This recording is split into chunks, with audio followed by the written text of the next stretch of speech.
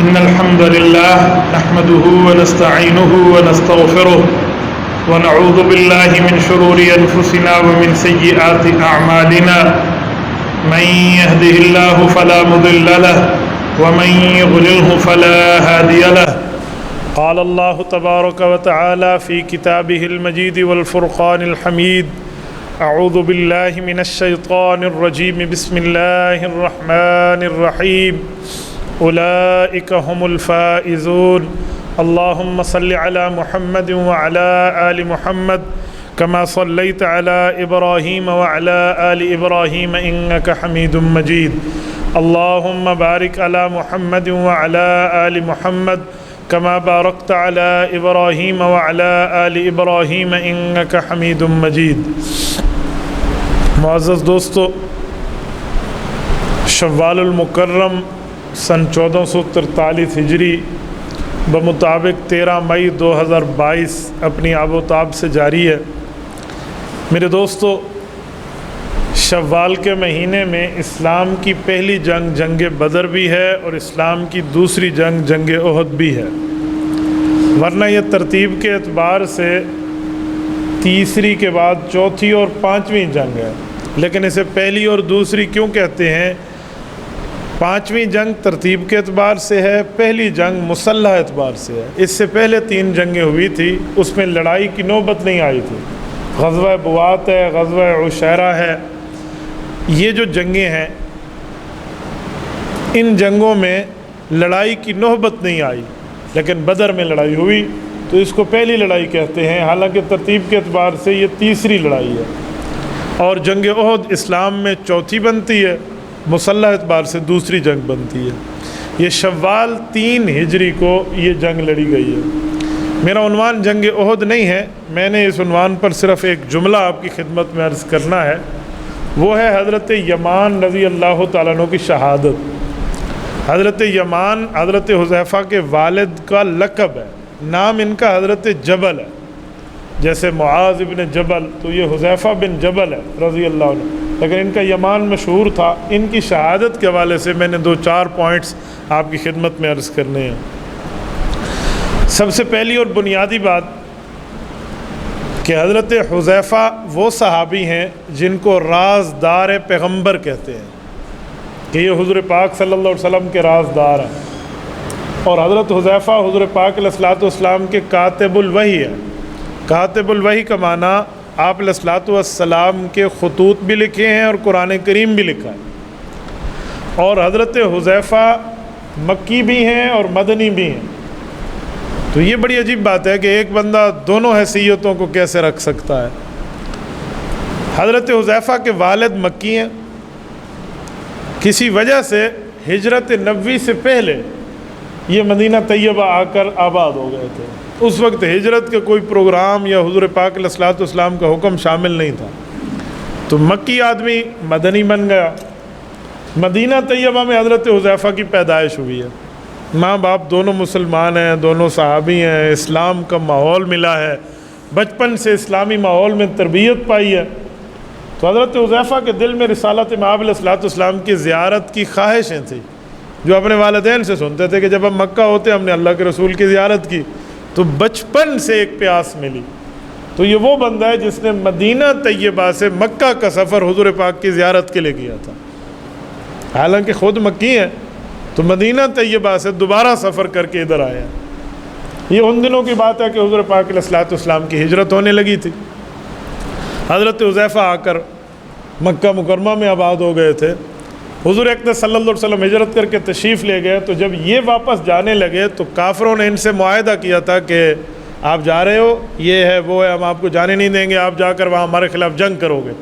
تو اسلام کی پہلی جنگ جنگ بدر میں حضور پاک علیہ الصلوۃ والسلام نے ان کو شرکت نہیں کرنے دی، کیونکہ یہ وہاں معاہدہ کر کے آئے تھے. تو حضور نے فرمایا ثواب اپنی جگہ، لیکن آپ نے معاہدہ کیا ان سے کہ میں اس جنگ میں حضور کا ساتھ نہیں دوں گا، تو اس لیے معاہدے کی پابندی کریں، آپ گھر میں تشریف رکھیں. یعنی دیکھیں زبان کی پابندی اس حد تک آپ علیہ الصلوۃ والسلام نے سکھائی ہے. ان کے والد حضرت یمان مدینہ طیبہ میں رہتے تھے، اور قبیلہ خزرج یہ مدینہ طیبہ کا ایک پرانا قبیلہ ہے، اور یہ سابقہ یمنی قبیلہ ہے. اور یہ بھی بنو عبس سے تھے، تو یہ بھی یمنی تھے حضرت یمان، تو ان کو یمان لقب اسی وجہ سے دیا کہ یہ وہاں یمن کا رہنے والا ہے، وہاں قبیلے سے بلانگ کرتا ہے، تو اس لیے ان کو یمان کا، ورنہ نام ان کا جبل ہے۔ جبل کا عربی میں معنی تو پہاڑ ہوتا ہے، لوگ سمجھتے ہیں پہاڑ کیسا نام ہے، یہ مراد نہیں ہے کہ کسی کا نام آپ پہاڑ رکھ دیں، بلکہ جبل سے مراد پہاڑ کی طرح مضبوط شخصیت، یہ معنی مراد ہوتا ہے۔ بعض اوقات لوگ نام کے معنی کا لفظ نکال کے ادھر ادھر لکھا دیتے ہیں، ایسی بات نہیں ہے۔ پرکشش چیز یا مضبوطی یا استقامت کے ساتھ یا ڈٹ جانے والا، یہ اس معنی میں جبل کے معنی استعمال ہوتے ہیں۔ لفظ کا مطلب اس وقت تک بندہ حل نہ کرے جب تک حضور پاک علیہ الصلوۃ والسلام کا اس پر رضا یا حضور کی ناپسندیدگی کا معاملہ نہ ہو۔ بعض نام ایسے ہیں ہم کہیں گے اس کا نام کا معنی کچھ غلط بھی ہو سکتا ہے، لیکن حضور پاک علیہ الصلوۃ والسلام نے اس نام کے تبدیل نہیں فرمایا صحابہ کا، تو اس کا معنی ہے جو ہمارے ذہن میں معنی ہے وہ غلط ہے، آپ علیہ الصلوۃ والسلام کے ذہن اقدس میں کوئی اور معنی ہے۔ ایسے ایک نام ہے جعفر، جعفر کا عربی میں معنی ایک جانور بھی ہوتا ہے، لیکن جعفر انسان کو بھی کہتے ہیں۔ حضور پاک علیہ الصلوۃ والسلام کے وہ چچا زاد بھائی حضرت جعفر طیار تھے، جن کو روایت میں آتا ہے کہ شہادت کے بعد 2 پر ملے ہیں کہ وہ جنت میں اڑے ہیں، یعنی اتنی ان کو اعزاز اور مرتبہ اور رتبہ ملا، حضور نے ان کا نام تبدیل نہیں فرمایا۔ تو اگر کوئی غلط معنی والی بات کرے گا تو ہم کہیں گے تو حضور پاک علیہ السلام سے بڑا عربی ہے، تجھے عرب زبان آپ علیہ السلام سے زیادہ آ رہی ہے، حضور نے تبدیل نہیں فرمایا۔ ہاں کسی کا نام سامنے آیا تو حضور نے تبدیل بھی فرمایا۔ اس طرح ایک صحابی تھے جب ایمان لائے، ان کی 10 بیویاں تھیں، زید الخیل، حضور پاک علیہ السلام نے فرمایا 4 رکھنے کی اجازت ہے، 6 کو چھوڑنا ہوگا، تو ان نے 4 رکھی اور 6 چھوڑ دی۔ نام زید الخیل تھا، خیل گھوڑے کو کہتے ہیں، حضور علیہ السلام نے فرمایا نہیں تیرا نام زید الخیر ہوگا، اچھا زید، تو وہاں نام بدلا بھی، جہاں تبدیلی محسوس کی وہاں بدلی، جہاں نہیں کی تو نہیں بدلی۔ تو حضرت یمان کے نام کو آپ علیہ السلام نے اس اوریجنل سے نہیں بدلا، تو ہم اس معنی میں کوئی نعوذ باللہ کوئی اعتراض کرنے لگ جائیں تو ہمیں مناسب نہیں ہے۔ مدینہ طیبہ میں رہے، حضور علیہ السلام جب مدینہ ہجرت کر کے آئے تو یہ بھی آپ علیہ السلام کے صحابی اور یہیں ساتھ رہے۔ جب حضرت حذیفہ مکہ مکرمہ سے واپس مدینہ آئے تو آپ علیہ السلام سے پوچھا کہ یا رسول اللہ اب میں مکی ہوں یا مدنی ہوں؟ تو ہم رہنے والے مکہ مکرمہ کے، آپ سے پہلے مدینہ آ گئے، پھر مدینہ منورہ میں میرے والد کے ہاں میری پیدائش ہوئی، میں آپ کی زیارت کی خواہش لیے مکہ آیا، اب مکہ سے واپس نکل کے مدینہ آیا ہوں، تو مجھے آپ کس میں شمار کریں گے، انصاریوں میں یا مہاجرین میں؟ مسلم شریف میں حدیث پاک ہے، حضور پاک علیہ السلام نے ان کو اختیار دیا، فرمایا تو اگر اپنا شمار مہاجرین میں کرنا چاہتے ہیں ہم تمہیں مہاجر شمار کر لیں گے، اور اگر اپنا شمار انصاریوں میں کرنا چاہتا ہے تو ہم تمہیں انصاری شمار کر لیں گے، اب تیری مرضی ہے۔ تو یہ اختیار ملنا بھی بڑی بات ہے۔ تو حضرت حذیفہ رضی اللہ عنہ نے تھوڑا سا توقف کیا کہ جب آپ نے مجھے دونوں اختیار دیے تو پھر مرضی میری، آپ راضی کا جی میں راضی۔ تو فرمایا یا رسول اللہ انصاری بنتا ہوں کہ وہ مددگار ہوتا ہے، تو میں آج کے بعد انصاری کہلاؤں گا، اسی لیے حذیفہ کو انصاری کہتے ہیں رضی اللہ عنہ۔ جنگ احد کی جو میں نے بات کی ہے، اب وہ ان سے کیا ریلیٹڈ ہے؟ اس شخص کا حلم، بردباری، حوصلہ شاید تاریخ کے انمٹ نقوش میں لکھا جائے کہ اللہ نے ان کو کتنا سینہ دیا تھا، کتنا برداشت دی تھی، اور کتنی ان کے اندر حوصلہ مندی تھی اور بردباری تھی۔ وہ یہ ہوا کہ جب جنگ احد ہوئی تو یہ باپ بیٹا دونوں جہاد کے لیے نکلے، حضرت حذیفہ بھی اور ان کے والد حضرت جبل حضرت یمان بھی۔ حضرت یمان رضی اللہ تعالیٰ عنہ بوڑھے ہیں، حضرت حذیفہ جوان ہیں، لیکن لڑائی میں جوان مردی سے دونوں لڑے ہیں۔ جنگ ختم ہوئی تھی، آپ علیہ السلام نے حکم کیا تھا 50 تیر اندازوں کو کہ اس جگہ ٹھہریں۔ ایک مشہور واقعہ وہ آپ نے سنا ہوا تھا کہ آپ یہاں ٹھہرو، آپ ہمیں فتح ہو یا شکست ہو آپ یہاں ٹھہرو، آپ یہاں پہرا دو۔ انہوں نے کہا جی ٹھیک ہے، 50 لوگ وہاں ٹھہر گئے۔ جس وقت جنگ ختم ہوئی اور کافروں کو شکست ہوئی اور مسلمانوں کو فتح ہوئی، اب کچھ زخمی تھے جن کی تیمارداری کرنی تھی، کچھ شہداء تھے، اس طرح کچھ مال غنیمت کافر چھوڑ گئے تھے۔ تو یہ 50 لوگ حضور پاک علیہ السلام کے لشکر کی امداد کے لیے اپنی جگہ سے اس نیت سے ہٹے کہ اب تو جنگ ختم ہو گئی ہے، گویا حضور علیہ السلام کا حکم تو جنگ تک تھا، لیکن امیر نے انہیں منع کیا۔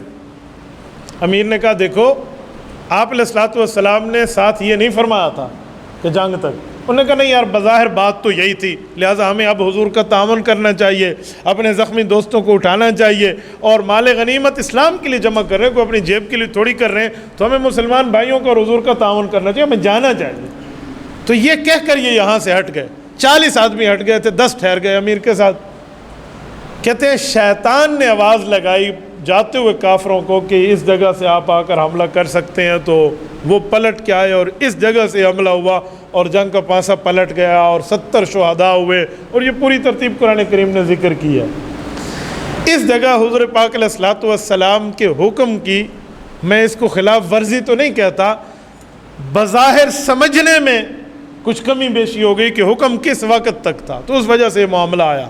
بہرحال اللہ نے معافی دے دی، رسول اللہ صلی اللہ علیہ وسلم راضی ہو گئے۔ ہم میں کسی کو جسٹس اور جج بننے کی ضرورت نہیں ہے کہ ہم رسول اللہ کے صحابہ پہ یہاں انگلی اٹھائیں اور اپنے ایمان کو برباد کریں۔ وہ شاگرد نبی کے ہیں، پسندیدہ اللہ کے ہیں، رب معاف کر رہا ہے اور پیغمبر سینے سے لگا رہا ہے، تو کسی مومن کی جرت نہیں ہے کہ اب وہ ان پہ بات کرے۔ یہ میں ساتھ اسی لیے کریکشن کر رہا ہوں کہ کچھ لوگ پھر قاضی بن بیٹھتے ہیں کہ انہوں نے غلط کیا تھا۔ بھئی غلط کیا تو اللہ نے معافی دے دی، حضور پاک علیہ الصلوۃ والسلام نے سینے سے لگا لیا، تمہیں کس نے اختیار دیا تو درمیان میں آؤٹ سائڈر بیٹھ کے کمنٹس کرنا شروع کر دو۔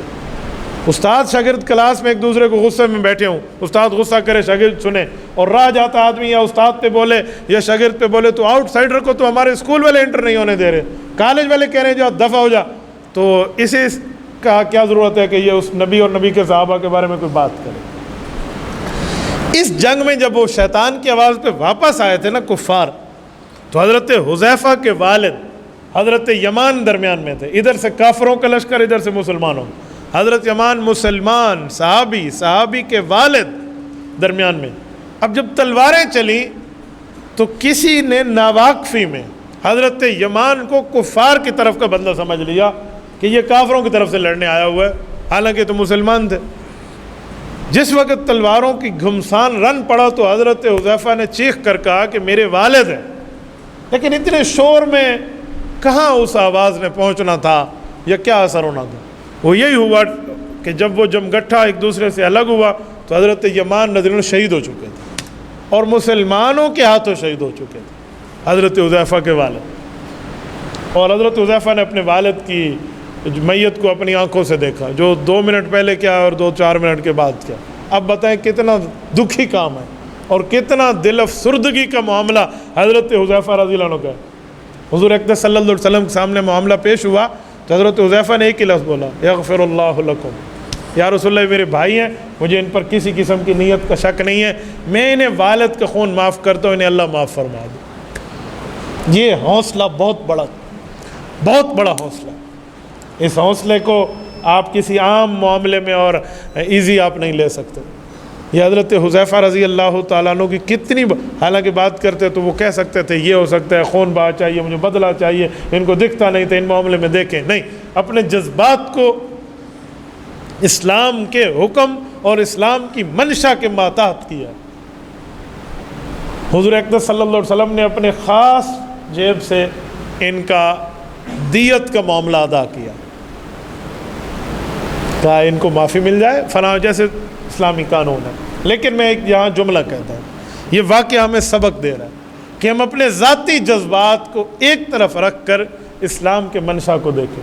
اگر اس وقت حضرت حذیفہ یہ جملہ کہتے کہ مجھے اپنے باپ کا قاتل چاہیے، خون کا بدلہ خون ہے اور اللہ کا قانون ہے، یا اس طرح کی کچھ جذباتی باتیں ہوتی، اب مجھے بتائیں ایک کفار کی طرف سے 70 مسلمان شہید ہو گئے، جنگ کا معاملہ تتر بتر ہو گیا ہے، اور 50 تیر اندازوں میں سے اکثر کی شہادت ہو چکی ہے، رسالت مآب علیہ الصلوۃ والسلام خود زخمی حالت میں ہے، تو بتائیں اس وقت اسلام کی کیا پکچر کفار کے سامنے پیش ہوتی کہ اب تو خانہ جنگی شروع ہو گئی، اب تو گھر میں لڑ پڑے ہیں، اب تو اپنوں میں فساد ہو گیا۔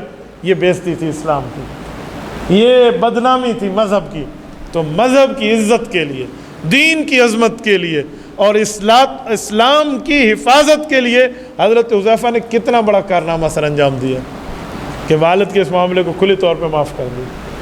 تو آج کی ہماری گفتگو کا خلاصہ اور سمری یہی ہے کہ ہم اپنے جذبات کو تابع رکھیں اسلام کی منشا کے، ہم اپنے اندر کے معاملات کو تابع رکھیں حکم اسلام کے، جہاں اسلام کا، مذہب کا، ایمان کا، شریعت کا، دین کا پہلو آ جائے تو وہاں پر اپنے جذبات کو اگر بندہ قابو رکھ لے تو یاد رکھیں پھر اللہ تعالیٰ کی طرف سے وہ نعمت اللہ ہمیں دے گا جس نعمتوں کا ہم نے تصور بھی نہیں کیا ہوگا۔ بعض اوقات ایسا ہوتا ہے لوگ سمجھتے ہیں میں حق پر ہوں تو میں کیوں معاف کروں، میں حق پر ہوں میں کیوں چھوڑوں۔ تو میں اس پہ کہتا رہتا ہوں کہ حق پر ہونے کے باوجود معاف کریں، اجر تو تب ہے، جو اجر ہے جو اللہ کی طرف سے بدلہ ہے وہ تو تب ہے کہ آپ حق پر ہوں اور آپ معاف کر دیں، اور اگر آپ باطل پر ہوں اور جھوٹ پر ہوں اور آپ معاف کر دیں تو وہ کون سی معافی ہے، وہ تو آپ ویسے پکڑے ہوئے ہیں اللہ کی طرف سے۔ تو یہ جو ذہن بنا ہے کہ جی میں حق پر ہونے کے باوجود معاف کر دوں، تو بھائی حق پر ہونے کے باوجود ہی معاف کیا جاتا ہے۔ تو جب اس طرح ایک علماء نے مسئلہ سمجھایا کہ اگر ایک بندہ حق پر ہونے کے باوجود معاف کر دے تو رب کریم اس کو قیامت میں اتنا دے گا کہ اپنے منہ سے کہے گا اللہ میں اب راضی ہو گیا، مجھے کسی قسم کا اپنی زندگی سے کوئی گلہ نہیں رہا۔ لیکن یہ بات ایمان سے سمجھ آتی ہے، آنکھ سے سمجھ نہیں آتی۔ دیکھو نا، دنیا میں 10 گھنٹے 8 گھنٹے مزدوری کروں تو مجھے آنکھ سے سمجھ آتا ہے مجھے اجرت ملی ہے، تنخواہ ملی ہے آنکھ سے، لیکن اگر میں 5 نمازیں دن میں پڑھوں تو مجھے کیا بدلہ ملا وہ آنکھ سے سمجھ نہیں آتا، وہ ایمان سے سمجھ آتا ہے۔ وہ دنیا میں نظر نہیں آ رہا، بس یؤمنون بالغیب ہے کہ دنیا میں ایمان بالغیب ہم نے رکھنا ہے، آخرت میں اس کا اجر موجود ہے۔ اور روایات میں ہے رسالت امام علیہ السلام نے فرمایا کہ مؤمن کو جو رب اجر دے گا اس تکلیفوں پر صبر کی بدولت قیامت میں، ولا عین رأت ولا اذن سمعت ولا خطر علی قلب بشر، فرمایا وہ نعمتیں ہوں گی جو اس دھرتی پہ کسی آنکھ نے نہیں دیکھی، کسی کان نے اس کے بارے میں نہیں سنا، اور کسی انسان کے دل پر اس کا خیال تک بھی نہیں گزرا۔ وہ نعمتیں، بس ایمان یہ ہے کہ ہم اپنی جذبات کو ماتحت رکھ کے اسلام اور پیغمبر کی زبان پر اعتماد کرنے والے بن جائیں، اور جب اعتماد ہو تو پھر رب دنیا میں بھی اور آخرت میں بھی ان کے تذکرے بلند رکھتا ہے۔ حضرت ایک صحابی حضرت عبداللہ بن رواحہ رضی اللہ عنہ، جب ان کی قیادت کی باری آئی تھی اس وقت پتہ نہیں کتنے دن سے بھوکے بیٹھے ہوئے تھے، بھوک لگی ہوئی تھی اور کھجور کھا رہے تھے، کوئی 1-2 کھجور کے دانے شاید کھائے اور کھجور کا خوشہ ہاتھ میں تھا، اور بتایا گیا کہ اب آپ کی باری ہے، فلاں کمانڈر ان چیف شہید ہو گئے ہیں۔ اس کے بعد رسول اللہ صلی اللہ علیہ وسلم نے آپ کو متعین کیا تھا، اور یہ موتا میں بیٹھے ہیں کوئی 2000 کلومیٹر دور رسول اللہ صلی اللہ علیہ وسلم سے، اردن میں، اور آپ علیہ السلام مدینہ طیبہ میں تھے۔ تیسرا نمبر ان کا تھا کہ انہوں نے قیادت کرنی ہے، اگر فلاں شہید ہو جائے تو یہ خوشہ ہاتھ میں رکھا، بھوک لگی ہوئی ہے، اور کمانڈر ان چیف کے عہدے پر فائز ہیں، اور انہیں پتہ ہے کہ ابھی میری شہادت ہو جانی ہے، مجھ سے پہلے 2 پیش رو شہید ہو چکے ہیں۔ یوں خوشہ پکڑا اور یوں جنگ کے میدان کو دیکھا تو ایک تاریخی جملہ بولا، کہا یار یہ دنیا کی کھجوریں ہیں، شہید ہو گیا تو مجھے جنت کی کھجوریں ملیں گی، چھوڑ عبداللہ کیا دنیا کی چیز، یوں پھینکا خوشہ اور اٹھ کر وہاں میدان میں آ گئے، اور شہادت تک یہ بندہ واپس نہیں ہوا۔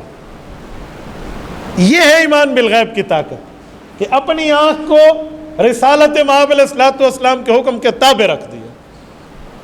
اگر ہم میں یہی چیزیں آ جائیں نا تو یقین مانے امن بھی معاشرے میں ہو، کرپشن بھی معاشرے میں ختم ہو، 2 نمبری بھی ختم ہو، دھوکہ دہی بھی ختم ہو، اور ہم پرامن زندگی گزارنے والے بن جائیں۔ رب کریم حضرت یمان رضی اللہ عنہ قبر پہ کروڑوں اربوں رحمت نازل فرمائے، اور حضرت حذیفہ والا مزاج ہم سب کو عطا فرمائے۔ اقول قولی ھذا واستغفر اللہ وآخر دعوانا ان الحمد للہ رب العالمین۔